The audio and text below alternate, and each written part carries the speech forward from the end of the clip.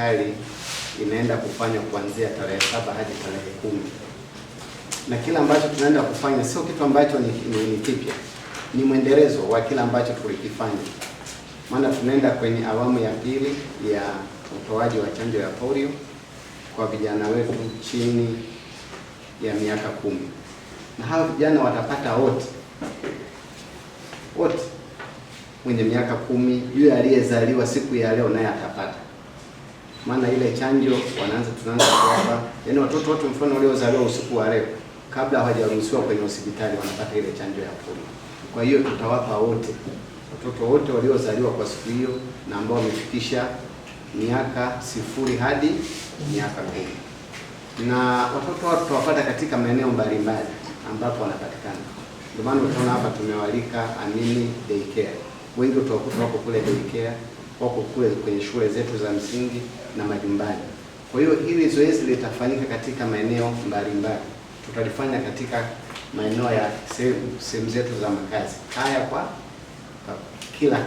kwa kaya.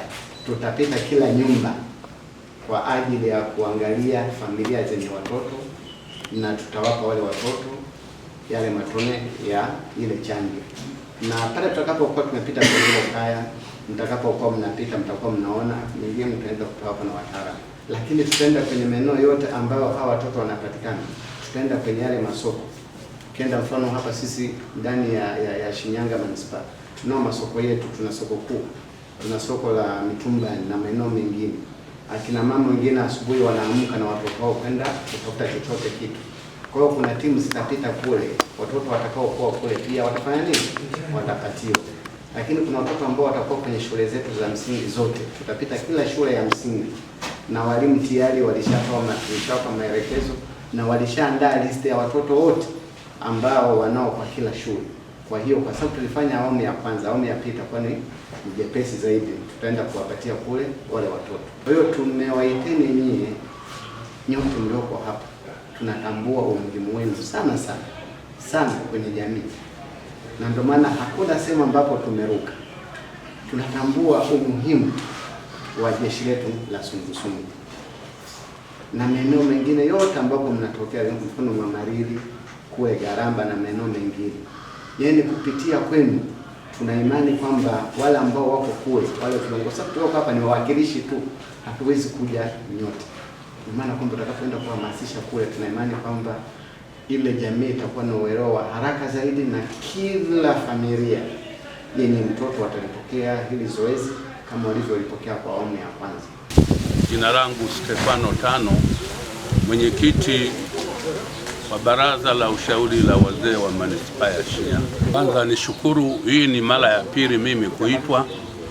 Awamu ya kwanza ilikuwa tarehe 23 Machi na tumeona mafanikio makubwa ya awamu ya kwanza.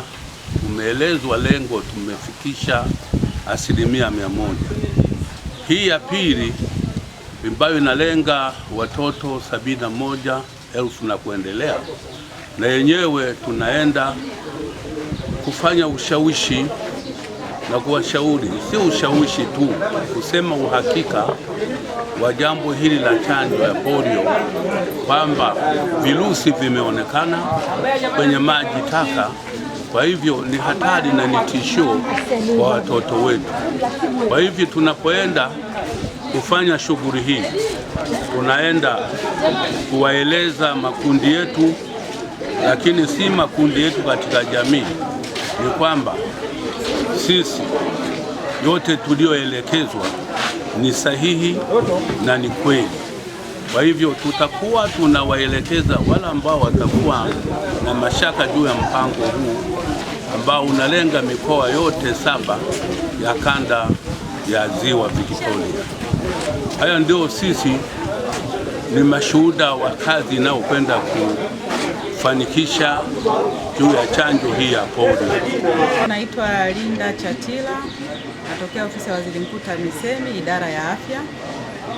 Tuko hapa Shinyanga kwa ajili ya usimamizi wa kampeni ya chanjo ya polio ambayo itaanza tarehe 7 mpaka 10 mwezi huu wa 5. Chanjo ni ile ile tuliyotoa awamu ya kwanza ambayo ilikuwa tarehe 24 mpaka 27, na sasa hivi chanjo ni ile ile isipokuwa tu mwanzo tulitoa dozi ya kwanza na sasa hivi tunatoa dozi ya pili, kwa sababu ili mtoto akingwe anatakiwa awe amepata dozi mbili.